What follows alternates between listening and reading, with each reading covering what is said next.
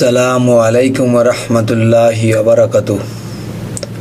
আমি সমস্ত দর্শকের সামনে একটি আলোচনা নিয়ে আসলাম। সেই আলোচনাটি হলো, জগতে বেশিরভাগ মানুষ কেউ বুঝে বলে, কেউ না বুঝে বলে থাকে যে আল্লাহ নিরাকার।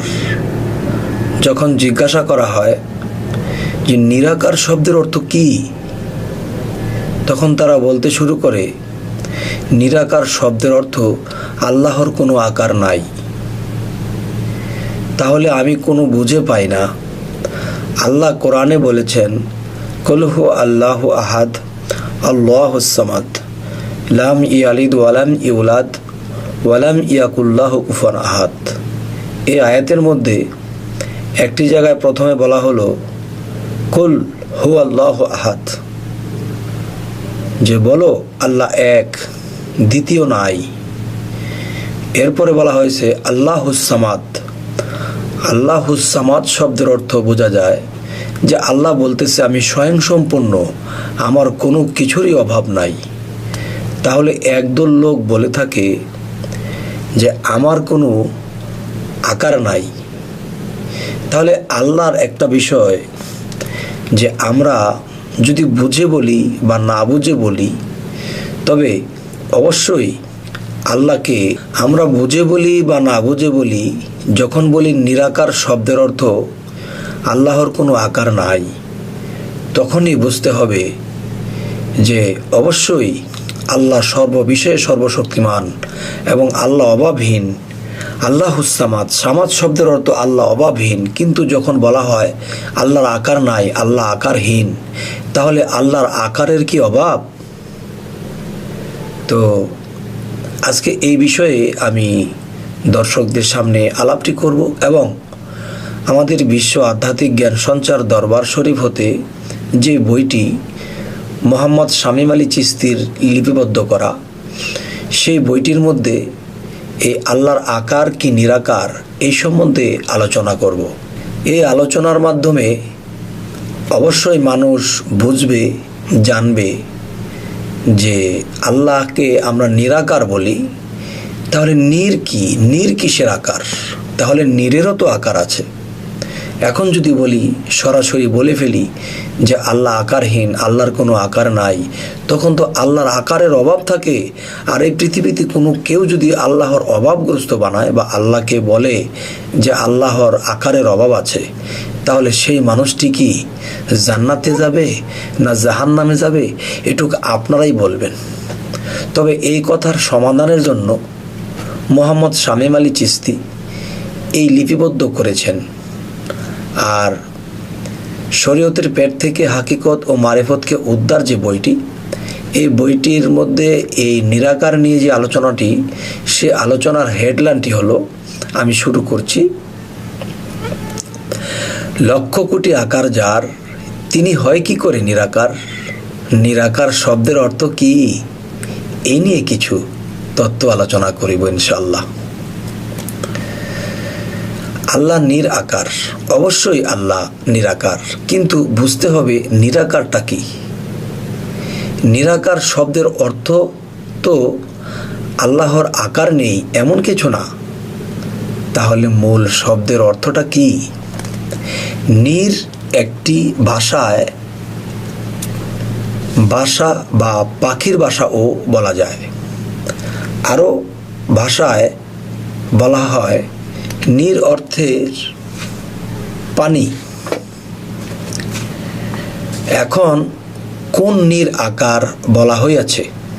যেমন আল্লাহ পাক হযরত মূসা নবীকে বললেন, পানিকে জ্ঞানের সাথে তুলনা করা হইয়াছে।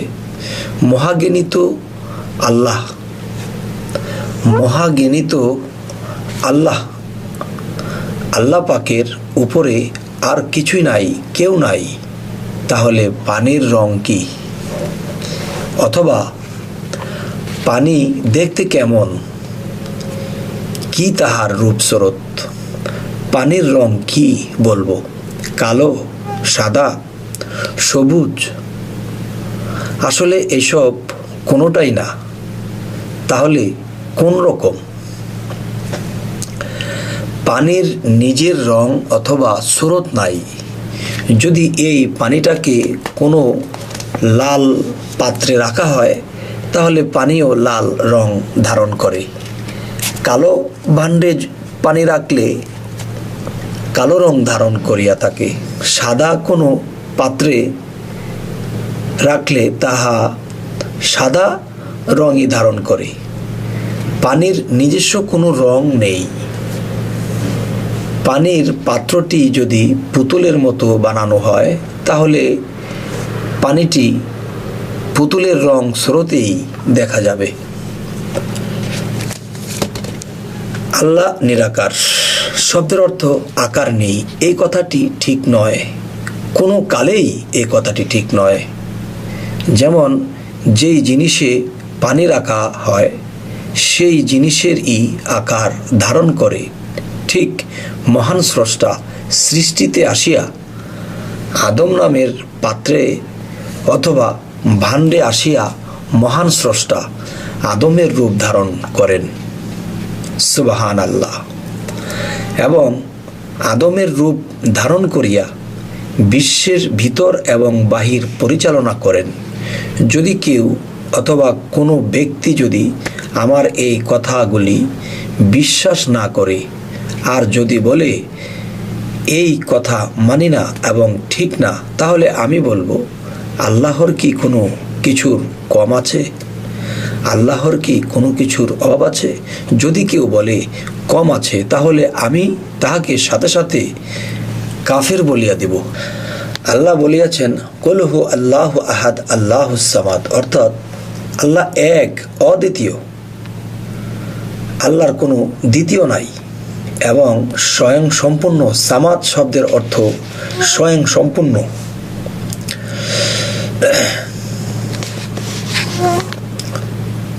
তাহলে যদি কেউ বলে আল্লাহর কোনো আকার নেই, তাহলে আল্লাহর আকারের অভাব আছে কি?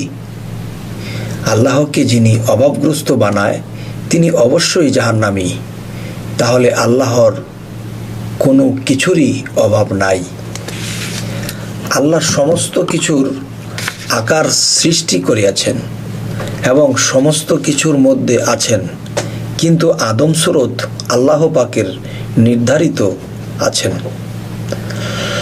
সমস্ত সৃষ্টি করার আগে স্রষ্টা আদম সুরতেই ছিলেন। সৃষ্টির পরেও আদম সুরতে আছেন এবং শেষেও আল্লাহ আদম সুরতেই থাকিবেন। আল্লাহর যে আকার আছে কোরআনে অনেক জায়গায় প্রমাণ দিয়েছেন। যেমন রোজাদারদের রোজার পুরস্কার আল্লাহ নিজ হাতে দিবেন। কোরআনে নবীজি কাফেরদের মাঝে ধুলিবালি নিক্ষেপ করিয়াছিলেন।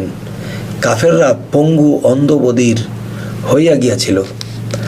আল্লাহ জানাইলেন, হে মুহাম্মদ, এই ধুলিবালি আপনি নিক্ষেপ করেন নাই, আমি আল্লাহ এই ধুলিবালি নিক্ষেপ করিয়াছি। তাহলে আল্লাহ সেই নীরের মতো নবীজির আকারে আসিয়া একাকারে হইয়া গিয়াছিলেন। নবীজি জিকিরে যেই দিন দাঁড়াইয়া গিয়াছিলেন সেই দিন জামা অথবা জুব্বা 69টি ছিদ্র হইয়া গিয়াছিল। নবীর শরীর তো কাটল না। সেই দিন আল্লাহ একাকার হইয়া গিয়াছিলেন। তাহলে আল্লাহর স্রোত আদম, আদম স্রোতে নবী, নবীরে যে পাবি সেই আল্লাহর দেশে যাবি। তো আল্লাহর কাছে লাখো কোটি শুকরিয়া যে বিষয়টা যে আল্লাহ সূরা কাহাফের মধ্যে জানাইলেন যে যারা আমার সুপথ প্রাপ্ত না তারা কখনোই মুর্শিদ পাবে না। তো আল্লাহ তাআলার কাছে লাখো কোটি শুকরিয়া করি।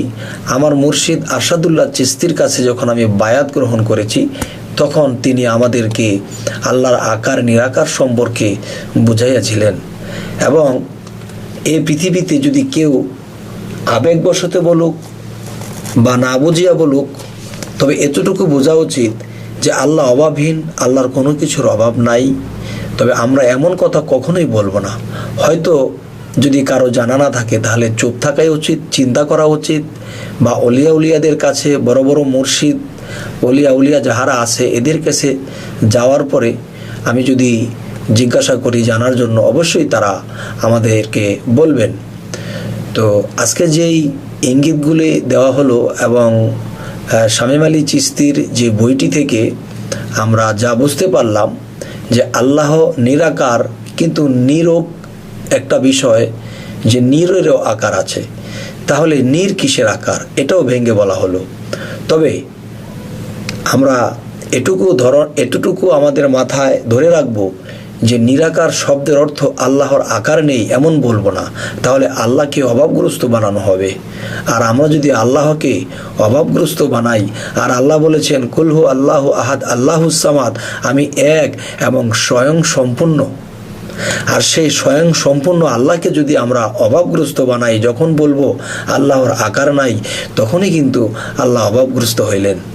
আর যাহারা আল্লাহকে অভাবগ্রস্ত বানাইবেন তারা ইহকাল পরকাল আল্লাহর কাছে ঘৃণিত এবং মৃত্যুর পরে নির্ঘাত জাহান্নামী হতে হবে। আজ এই কথাগুলো বলেই রাখছি। এর মধ্যে আরেকটি কথা বলবো, আমাদের আলোচনা যদি আপনাদের কাছে ভালো লাগে তবে আমাদের বাকি ভিডিওগুলো আপনাদের সামনে পৌঁছানোর জন্য আপনারা সাবস্ক্রাইব করবেন, তাহলে আমাদের বাকি ভিডিওগুলো পেয়ে যাবেন। আজ এই বলেই রাখছি। আল্লাহ হাফেজ।